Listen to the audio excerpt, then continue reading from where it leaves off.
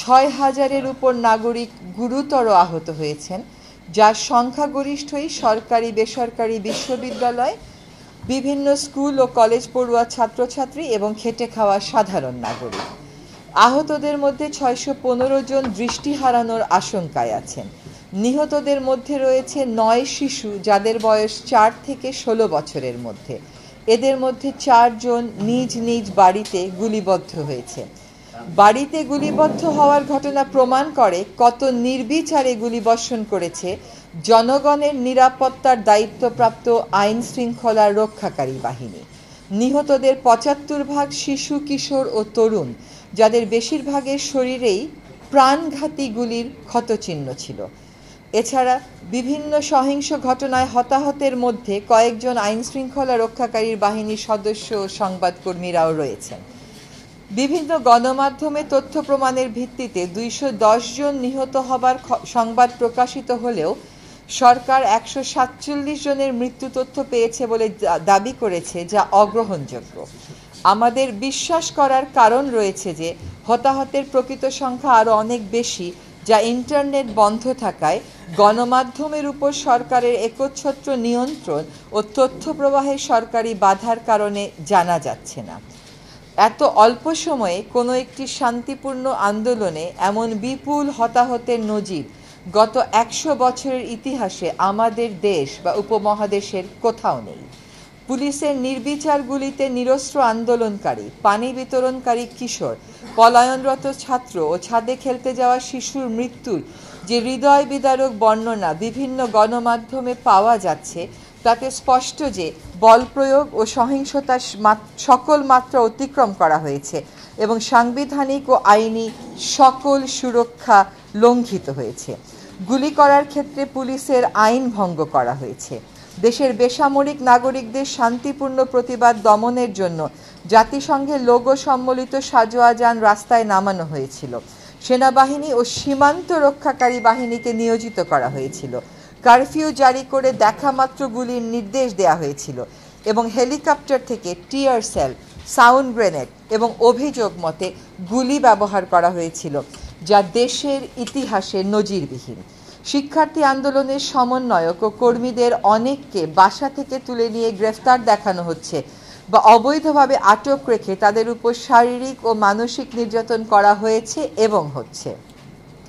ইতোমধ্যে আটককৃত অনেককে রিমান্ডে বা রহস্যময় আটকাবস্থায় অমানসিক অত্যাচারের অভিযোগ উঠেছে এবং আলামতও দেখা যাচ্ছে। চিকিৎসাধীন থাকা অবস্থায় হাসপাতাল থেকে জোরপূর্বক ডিবি পুলিশ হেফাজতে নেওয়া হয়েছে সমন্বয়কারীদের এবং আত্মীয় স্বজন ও শিক্ষকদের দেখা করার অনুরোধ উপেক্ষা করে নিরাপত্তার অজুহাতে সম্পূর্ণ বেআইনিভাবে তথাকথিত ডিবি হেফাজতে কয়েকদিন আটকাধীন অবস্থায় রেখে আন্দোলন প্রত্যাহারের টাইপকৃত এক বিবৃতি ডিবি কার্যালয় থেকেই পড়ানোর ঘটনা সরাসরি সংবিধান ও আইনের লঙ্ঘন। আটক অবস্থায় ডাকসুর সাবেক ভিপি নুরুল হক নূর ও কোটা সংরক্ষণ নেতা নাহিদ ইসলাম সহ আন্দোলনের নেতাকর্মীদের উপর যে নির্যাতনের চিত্র দেশবাসীর সামনে উপস্থাপিত হয়েছে, তা গুরুতর ফৌজদারি অপরাধ। গণমাধ্যম থেকে জানা যাচ্ছে যে সান্ধ্যকালীন কারফিউ চলাকালীন সময়ে এলাকা ভাগ করে পুলিশ, র্যাব ও অন্যান্য বাহিনী ব্লক রেড পরিচালনা করছে এবং নির্বিচারে ছাত্র গ্রেফতার করে অভিভাবক, তরুণ সমাজ ও জনমনে ভীতি ও ত্রাসের সঞ্চার করছে। এতে পরিস্থিতি স্বাভাবিক হয়ে ওঠার বদলে আরও জটিল ও অশান্ত করে তোলার ইন্ধন যোগাবে বলে আমাদের আশঙ্কা। বাসা থেকে আইনশৃঙ্খলা রক্ষাকারী বাহিনীর নামে উঠিয়ে নেওয়া হলেও অভিযানকারী কর্মকর্তার পরিচয় প্রকাশ করা হচ্ছে না, সময় মতো আদালতে উপস্থাপন করা হচ্ছে না এবং কারো কারো ক্ষেত্রে আত্মীয় পরিজন তুলে নেয়ার পরে আর কোনো খোঁজ পাচ্ছেন না বলেও অভিযোগ করছেন। গ্রেফতারে মরিয়া বাহিনী এমনকি অপ্রাপ্তবয়স্ক এক শিক্ষার্থীর রিমান্ড আবেদনও করেছিল, যা পরবর্তীতে উচ্চ আদালত কর্তৃক স্থগিত হয়েছে। এমন নির্মম হত্যাযজ্ঞের ও বল প্রয়োগের নিন্দা, ধিক্কার বা প্রতিবাদের উপযুক্ত ভাষা আমাদের জানা নেই। এই বিপুল প্রাণহানির দায় প্রধানত সরকারের। শান্তিপূর্ণ আন্দোলনকারীদের উপর যে মাত্রায় বল প্রয়োগ ও সন্ত্রাসী কায়দায় আক্রমণ করা হয়েছে, তা দেশের জনগণ ও বিশ্ব বিবেককে স্তম্ভিত, ক্ষুব্ধ ও মর্মাহত করেছে। আন্দোলন চলাকালে নাশকতামূলক তৎপরতার কারণে বেশ কিছু রাষ্ট্রীয় প্রতিষ্ঠান, স্থাপনা ও সম্পদ ক্ষতিগ্রস্ত হয়েছে, যা কোনোভাবেই সমর্থনযোগ্য নয়। সুষ্ঠু নিরপেক্ষ তদন্তের মাধ্যমে এইসব নাশকতার জন্য যারা দায়ী তাদের চিহ্নিত করে আইন অনুযায়ী শাস্তির দাবি জানাচ্ছি। তবে এই অজুহাতে ভিন্ন মতের কাউকে দমন পীড়ন বা সাধারণ মানুষকে হয়রানি কোনোভাবেই সমর্থনযোগ্য নয়। আমরা ক্ষুব্ধ যে প্রাণহানি, জনতার উপর হামলা ও গুলিবর্ষণের কোনো তদন্ত না করে পুলিশ শুধুমাত্র নাশকতার মামলা দায়ের করে হাজার হাজার অজ্ঞাতনামা লোককে আসামি করছে, কয়েক হাজার লোককে গ্রেফতার করেছে। এদের মধ্যে অসংখ্য নিরীহ নাগরিক, শিক্ষার্থী এবং তাদের পরিবারের সদস্যরা রয়েছেন বলে অভিযোগ উঠেছে। নাশকতার ঘটনার সময় তা প্রতিরোধে উপযুক্ত ব্যবস্থা নেয়নি সরকার, এবং সরকারি বাহিনীগুলো কোনো কোনো ক্ষেত্রে নীরব দর্শকের ভূমিকা পালন করেছে বলে গণমাধ্যমের রিপোর্ট থেকে জানা যায়।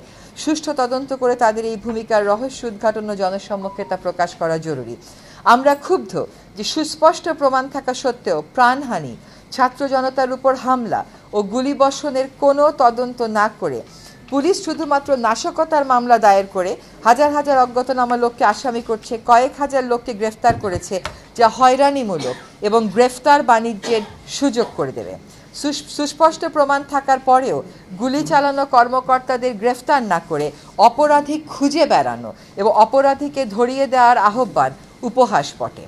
এভাবে নিরস্ত্র মানুষকে হত্যা, গণগ্রেফতার, অবৈধ আটক, নিপীড়ন ও নির্যাতন সংবিধানের 31, 32, 33, 35, 37, 39 অনুচ্ছেদ, সার্বজনীন মানবাধিকার ঘোষণা এবং বাংলাদেশের জন্য প্রযোজ্য বিভিন্ন মানবাধিকার দলিলের স্পষ্ট লঙ্ঘন।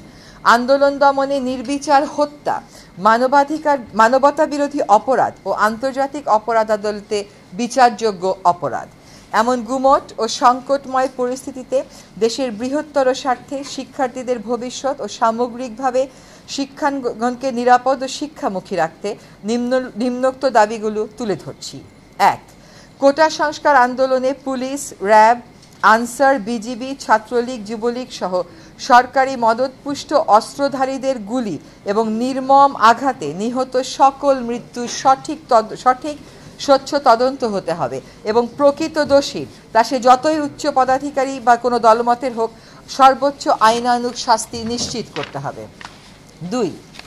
স্বাধীন, গ্রহণযোগ্য এবং বস্তুনিষ্ঠতার স্বার্থে প্রতিটি হতাহতের এবং আইন শৃঙ্খলা বাহিনীর অস্ত্রের ব্যবহার ও বল প্রয়োগের বিষয়ে জাতিসংঘের উচ্চ পর্যায়ের বিশেষজ্ঞদের তত্ত্বাবধানে তদন্ত হতে হবে।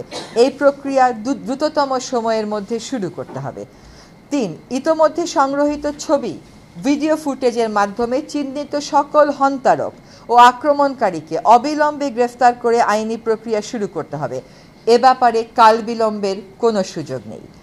4. জাতির ইতিহাসে সংগঠিত এমন নজিরবিহীন হতাহতের শিকার সকল নিহত আহত নাগরিকের পূর্ণাঙ্গ তালিকা সরকারকে অবিলম্বে প্রকাশ করতে হবে।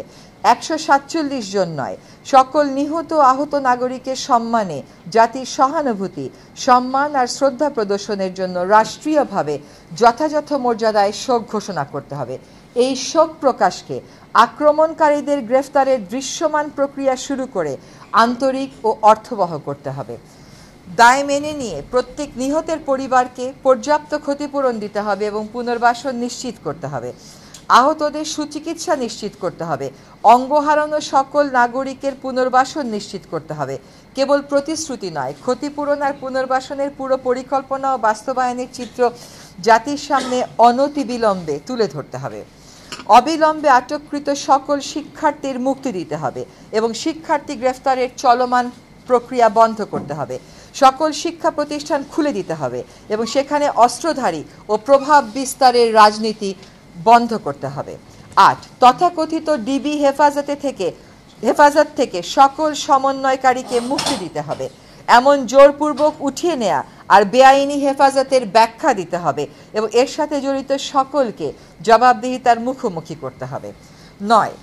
সরকারকে ভয় দেখানোর সংস্কৃতি থেকে সরে আসতে হবে। গুলি করে আন্দোলন দমানোর অসুস্থ মানসিকতার অবসান এখনই করতে হবে। স্বাভাবিক ও স্বস্তির পরিবেশ নিশ্চিত করতে হবে। কারফিউ ও সেনা প্রত্যাহার করতে হবে। সাজোয়া যান সরিয়ে নিতে হবে। হেলিকপ্টারের পাহারা থামাতে হবে। ব্লক রেইড, গণগ্রেফতার, ছাত্র অভিভাবক হয়রানি বন্ধ করতে হবে। আমরা স্বাধীন দেশে মুক্ত পরিবেশে বসবাস করব, কোনো বদ্ধ নিয়ন্ত্রিত আতঙ্কের পরিবেশে আর নয়। অবাধ তথ্য প্রবাহে আরোপিত সকল বাধা দূর করতে হবে। ইন্টারনেট ও সামাজিক যোগাযোগ মাধ্যম পূর্ণ মাত্রায় খুলে দিতে হবে। আমাদের হয়তো এখানে গণমাধ্যমের উপর আরোপিত অলিখিত নিষেধাজ্ঞার কথাও বলা উচিত ছিল, সেটা আমরা মিস করে গেছি। আমরা বলে দেব, সহিংসতা দমনের নামে বিরোধী মত দমন করা যাবে না।